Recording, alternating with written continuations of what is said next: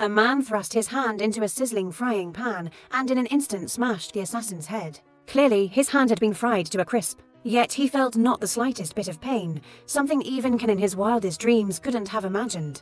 This utterly deplorable physical condition of his could actually save his life at a critical moment. And after Ken squandered over 25 years of his life, he finally found a life that suited the old him. He worked at a credit bank in San Diego. Every day was a monotonous routine of waking up, brushing his teeth, bathing, and since he couldn't feel physical pain, he could only consume liquids. To avoid accidentally biting off his tongue, he tried to present himself as a normal person. Even though every morning he faced the oppression of his superiors, he had grown accustomed to this life of silent endurance, until a temporary employee named Kelly appeared. With just one accidental glance, this man, a bachelor for 15 years, felt his heart race for the first time, though the manager's sour expression quickly dragged him back to the reality of his daily work and job was to collect debts from clients if the old man in front of him couldn't pay. Ken could only repossess the property he'd put up as collateral. However, seeing the old man's pitiful state, he felt compassion and decided to extend the deadline until Thanksgiving. Perhaps that way the old man would have enough time to gather the money to keep his place of memories. And his late wife, I'm sorry again, sir, I truly can't imagine what it's like to lose a loved one after 55 years of marriage. Time doesn't matter, what matters is that we've met. Ending a workday without feeling tired. Ken still decided to treat himself to a cup of coffee. But just then, Kelly called out to him from behind. A splash of boiling water hit Ken's hand, and realizing what she'd done, Kelly panicked, wanting to tend to his injury, but Ken's calm demeanor left her slightly stunned, as if the one burned wasn't him. Kelly worried she'd be fired over this, but Ken assured her he wouldn't let that happen. So Kelly offered to buy him lunch as an apology. Ken initially declined but thought this might be a good chance to end his single life. It was the first time Ken had lunch with someone else. Kelly found it a bit odd since she usually only saw him in the office. He seemed like someone terrible at socializing. Kelly ordered a peach apple pie, while Ken ordered a bread smoothie. When Kelly offered him a taste of her pie, Ken suddenly reacted with extreme aversion. Kelly was taken aback by his overreaction, realizing she'd been a bit rude. So Ken explained it was due to a genetic condition affecting his sympathetic nervous system, meaning he couldn't feel pain or temperature extremes, which was why he couldn't eat pie or any solid food, as he might accidentally bite his tongue. But after hearing this, Kelly was deeply impressed. If he couldn't feel any pain, didn't that mean he was some kind of superhero? Who would have thought not feeling pain was actually something terrifying? Imagine stepping on a nail, blood pooling on the floor, yet you're completely unaware. So Ken's entire childhood was basically spent in hospitals. But Kelly's peach apple pie was truly delicious. Watching her offer this calorie bomb topped with cream, out of curiosity, Ken made a bold attempt. He swore it was the best thing he'd ever tasted. Seeing his strange expression, Kelly even invited him to hit the bar with her next time. But fearing he'd mess things up, he hesitated, unsure whether to agree. So while gaming, he asked his only friend, a chubby guy, for advice. The chubby guy told him to stop overthinking nonsense. Now a girl was asking him to a bar. If he didn't man up a little, he'd spend the rest of his life in regret. Most importantly, even if he screwed up now, he had nothing to lose. Yet standing at the bar's entrance, Ken was still trembling with nerves. To him, a bar was an entirely new world. Before, his life repeated as an office worker to Destination's daily home and work, but seeing Kelly dressed provocatively appear before him, Ken knew for the rest of his life he'd never want to live that miserable existence again. Kelly was an orphan. Before 52, she wandered aimlessly, living off others until she was later adopted. She had a foster brother and adoptive parents who treated her well, but she hated feeling like a burden to others. So after 18, she moved out to live independently. She and Ken were from two different worlds, but their complementary traits made their conversations flow easily. Just then, an uninvited guest interrupted their date. It seemed to be Ken's high school friend. Seeing Ken still alive, the man nearly dropped his jaw, and he clearly knew Ken couldn't feel pain, so even a simple greeting was a chance to mock him a little. But Ken was used to this. Even worse things had been done to him before, like giving him cruel nicknames or using him as a punching bag whenever something happened. Even going to the bathroom required a timer or without sensation, he might wet himself. Truly an embarrassing thing. So when he stepped out and saw the man flirting with Kelly, Ken's emotions were complex. Unexpectedly, Kelly was defending his honor. Just drink this specially made strong liquor without flinching, and one of us gets a date with her. The man downed it and was instantly drunk. He coughed violently, tears and snot streaming, while Can watched the farce expressionlessly. Kelly declared this was Can's favorite drink. For the first time, Can held his head high among friends. Kelly went home with him. She saw Can's house filled with books. It seemed he'd just finished a book on how to date girls. Can seemed like an artistic guy, living by a template, so when she saw the tattoo on Can's arm, Kelly's eyes widened in shock. This tattoo stretched from Can's arm across his entire body. His whole body was covered in tattoos he'd drawn himself. Kelly could hardly believe it. His alluring physique was hard to imagine. How much time and effort he must have spent to complete this magnificent masterpiece. So I have one more question. If you can't feel pain, does that also mean you can't feel pleasure? Watching Kelly half push, half tease as she pressed him down, Can felt his mind about to explode. Ken couldn't even clearly recall how he'd gotten through last night. However, the warm bed beside him and the note Kelly left on his pillow proved that everything from last night wasn't a dream. For the first time, he was filled with hope for life. Everything seemed so wonderful. He even boldly took a bite of bread. Seeing his tongue still intact in the mirror, he shouted in joy, so excited that on his way to work, he nearly crashed into someone else's car. Even the hugging dolls in the office now looked so adorable. He couldn't wait to finish today's work to spend another unforgettable, passionate night with Kelly. But just as he was imagining his life reaching another climax, 3 Santa Clauses suddenly stormed into the bank. The sudden robbery turned into chaos. Everyone dropped to the floor, clutching their heads. The robber scanned the room, grabbed the bank manager, and forced him to open the vault. Thinking the manager was stubborn, even as he was beaten bloody, he still wouldn't open the vault. But in the struggle, the robber's mask fell off, a gunshot rang out. The manager's brains splattered onto Kelly. Seeing the police approaching, the furious robber grabbed Can, and when he didn't comply, he landed a hard punch. The bloodied manager lay dead, eyes wide open. Seeing Can about to meet a tragic end, Sully, standing nearby, suddenly pleaded with the robber, who'd already lost all patience. Growing angrier, he slapped Sully hard. The sound of the slap snapped Can back to reality. Seeing the robber press a gun to Sully's head, ready to pull the trigger, Can yelled for him to stop. To save Sully's life, he had no choice but to give the vault code to the robber. But after succeeding, the robber sized Can up, then entered the vault, looting shamelessly as he prepared to flee. The police arrived, and to escape their encirclement, the robber took Sully hostage, dragging her outside to prevent harm to the hostage. The police had no choice but to lower their weapons. Unexpectedly, this gave the reckless robbers a chance to break through. A hail of bullets erupted. Many police were killed or injured. The well-trained robbers had planned their escape route in advance. The fierce gunfire jolted Can awake. The manager beside him was completely dead. But Kelly was nowhere to be seen. He crawled outside. Seeing the chaos unfold and Kelly being taken by the robbers, Can rushed out, intending to chase them in a police car. But he saw a fallen officer writhing in pain. After a mental struggle, he chose to use his belt to stop the officer's bleeding. Then, despite police protests, he grabbed a gun from the ground and drove off in pursuit. The robbers sped away, thinking it was over. But Can, after saving someone, recklessly chased them down. Firing a barrage of bullets, they couldn't shake him. The robber, thinking he'd met a tough opponent, decided to split into 2 groups, planning to regroup at a set location, unsure what to do.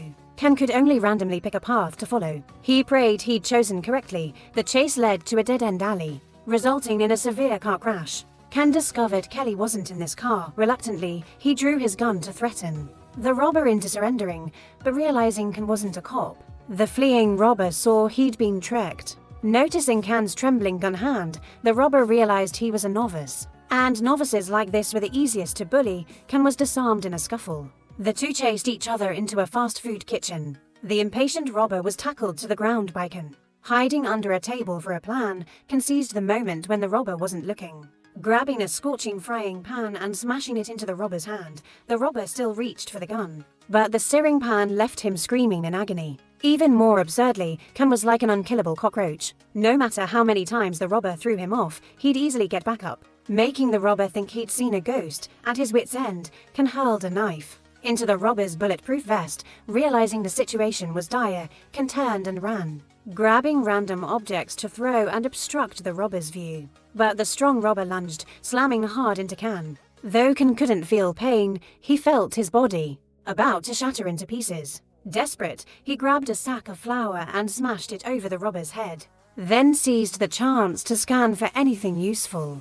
Killing for the first time, Kang froze in shock. Seeing the robber's pitiful state, he felt nauseous and vomited. But he forced down the discomfort, searching the robber's phone. He photographed the body, then fled in the robber's car, with no options left. He called his chubby friend for help, telling him he'd just killed a robber and had been shot. The confused chubby guy listened. Ken urged him to quickly check the body and call history on the phone. Though they'd only met online, never in person at this moment. The only one Ken could trust was him, plus Kelly's life was at stake. She might be suffering at the robber's hands, waiting for rescue. The chubby guy agreed to help, and Ken breathed a sigh of relief, but now he had to figure out how to treat his wound first. Elsewhere, police arrived at the robbery scene. FBI agents were ordered to investigate. The manager was dead on the spot, and 3 robbers had fled with a hostage. Plus, 1 officer was dead or gravely injured, but what shocked everyone was that a bank employee had taken a police car to pursue them. The same man who'd opened the vault under duress had also used his belt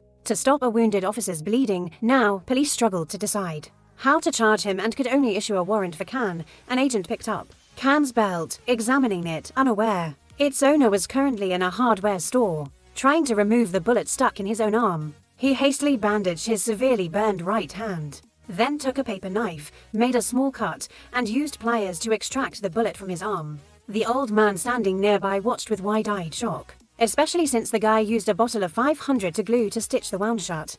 But due to excessive blood loss, his mind felt a bit dizzy, so he decisively pulled out an adrenaline shot and injected himself. The effect indeed made him much more alert. After settling the old man's issue and his own, the next step was to rescue Kelly and the robber he had killed, whose body had already been found by the police at a chaotic crime scene, the robber's death even more gruesome. A black employee learned from a witness that the one who killed the robber was a crazed tie-wearing man, likely the bank assistant, whom they were searching for, Kang. The white old man had uncovered Kang's identity, proving he had no prior criminal record. So what could have driven this honest guy to do something so insane? Having obtained Kang's phone number, the black woman immediately called him, slowly persuading him to turn himself in and return the money, so she could help Kang plead for leniency with the judge. Though, realizing the police now saw him as a suspect, Kang was utterly terrified, hurriedly explaining he was only trying to save his girlfriend. Though the police promised to help rescue the hostage, Kang knew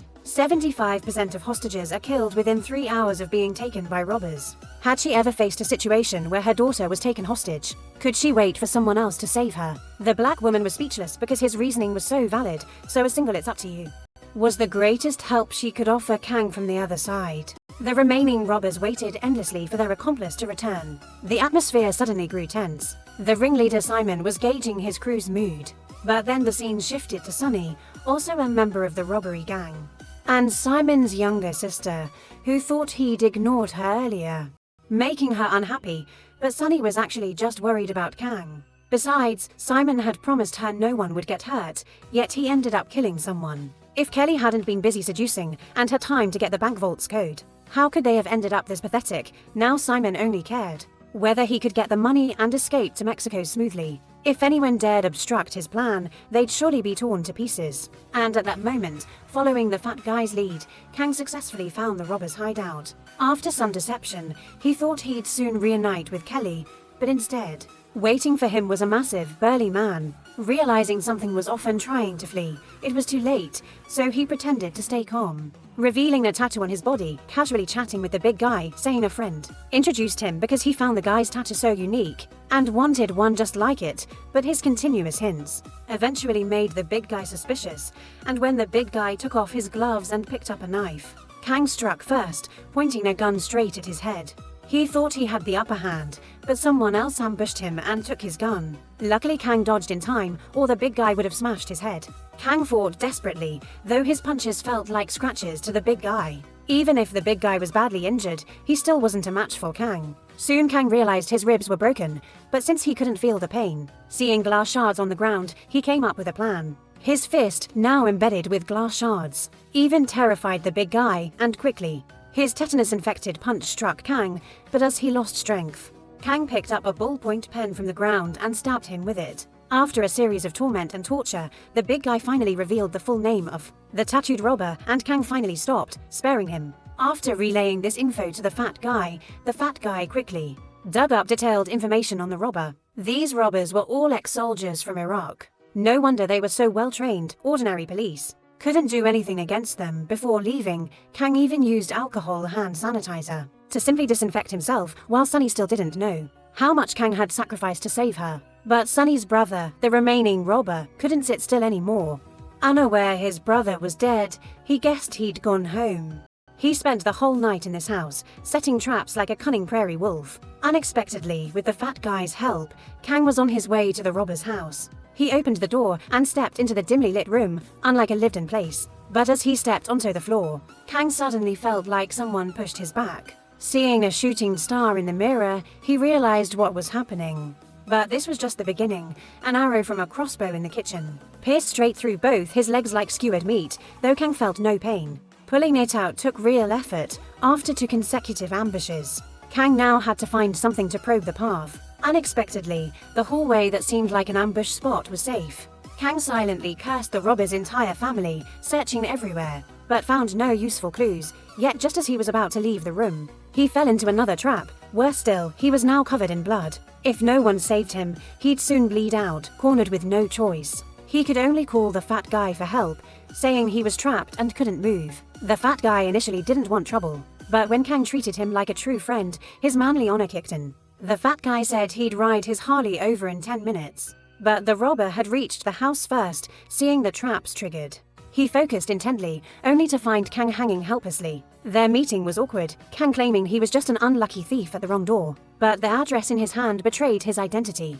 Just as the robber was about to interrogate Kang, the ringleader called. The news had reported his brother's death, thinking it was tied to Kang. The robber, furious, wanted to end him on the spot, but letting him die easily would be too kind, so the robber came up with a twisted idea. Kang desperately stalled, hoping the fat guy would save him. But the robber wanted to gouge out his eyes. In that critical moment, the fat guy, dressed as a firefighter, landed a earth-shattering punch on the robber, saving Kang. But the fat guy in front of him didn't match the description he'd given. Not tall or muscular, but as long as he was a savior, who cared what their rescuer looked like? What he looked like.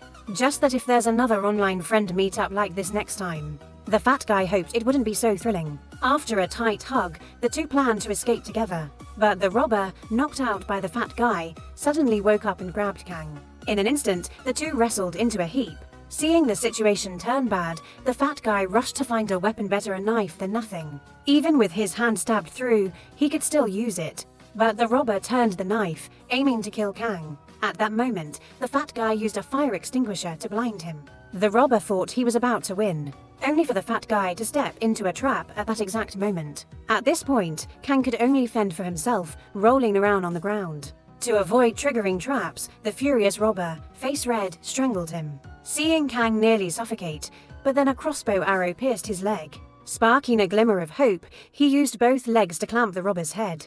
The next second, he shoved the arrow down, making the robber collapse and take the hit. Now, Kang's battered state was hard to look at. Mostly, the fat guy beside him bandaged him up simply, knowing he still had to save Sunny, though the fat guy didn't want to stop him. Just then, the police tracked them down. The fat guy told Kang to let the police handle the rest. After all, he desperately needed a hospital, but Kang distrusted the police. If he got caught, Kelly would surely be killed by the robbers. Kang begged the fat guy to help him once more, his survival now entirely dependent on the Harley parked outside. The fat guy hesitated a bit, but seeing Kang in a neat suit, the police and the black woman mistook him for Kang, only to realize, when they caught up and stopped the fat guy's bike, that they'd been tricked, while at that moment, Kang, using the robber's phone, had located their hideout. Simon was still waiting for his crew to return before fleeing to Mexico. But now Kelly wanted to go her own way, clearly. The man she loved was only him. Perhaps she still had a chance to turn back, leaving Simon utterly disappointed. To prevent future trouble, he had no other choice. But right then, Kang burst in, telling him to let go, thinking the robber was about to kill the hostage. Simon had never seen such a fool, only now realizing Kang was that bank assistant, this idiot, who'd recklessly killed 2 of his men, and now came to save his little sister. Simon accidentally revealed Kelly was his sister. The entire robbery planned by them. And Kang was just a pawn they'd used. In that moment, Kang lost all will to fight. Thinking of his love, realizing it was fake from the start, Simon seized the chance, disarmed him, then landed a hook punch that knocked Kang down. Though Kang felt no pain, he clearly heard his own heart shatter. Simon had no intention of letting him live, dragging Kang under the landing gear, planning to crush his head with the car. Just as Kang was about to die under the wheels, Sunny's conscience kicked in, saving him. Stunned that his sister would do this, Simon couldn't believe it. All for this rotten man, his sister would betray their family.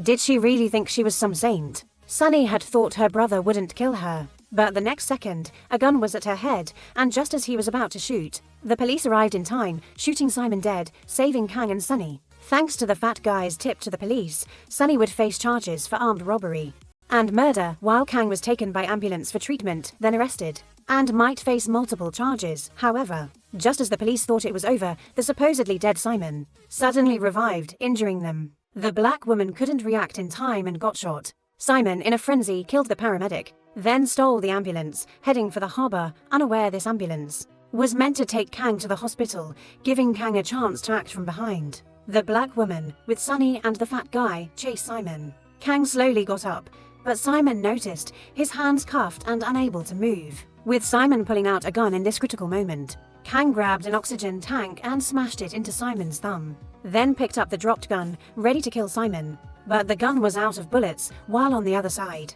Kelly knew her brother was heading to Pier 7 to escape to Mexico by boat, so she took a shortcut to cut him off. Meanwhile, Kang in the ambulance didn't sit still, searching everywhere until he found a defibrillator nearby. A crazy idea, perhaps. With the voltage charging higher and higher, Kang nearly couldn't handle the high voltage, but at the moment it was fully charged. He slammed the defibrillator into Simon's chest, not expecting to play such a thrilling game with his painless body. Though his head spun, he wanted to check if Simon was dead, only to be pushed down by Simon, who grabbed a stethoscope and strangled him. No matter how Kang stabbed, he wouldn't let go.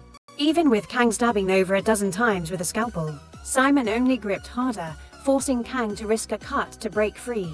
Finally escaping, they faced off briefly before clashing again, and just as Kang weakened, Sunny and the others caught up. Sunny told the fat guy to stay and take the black woman to the hospital. While she ran toward the fighting, the tide seemingly turning, Kang, losing too much blood, had no strength left. While the ruthless Simon gouged out both his eyes, this madman slowly stood. Just as he was about to crush Kang's head, Kelly shot him. She moved to stab him again, but Simon grabbed her, throwing her hard into the truck. Pain coursing through her body, Kelly couldn't stand. Yet she struggled to grab a nearby brick, fighting him desperately. But a woman's strength couldn't match his. At this moment, Kang saw his final glimmer of hope. It was the adrenaline shot in the emergency kit, something Simon could never have dreamed would be the very thing to end him, the thing he'd always dismissed. And after saving Sunny, Kang finally couldn't hold on any longer. When Kang woke up in the hospital, the first person he saw was the fat guy. The fat guy said Kang was truly someone who didn't value his own life. His right hand with an open fracture, severe burns, a bunch of broken ribs, and a concussion.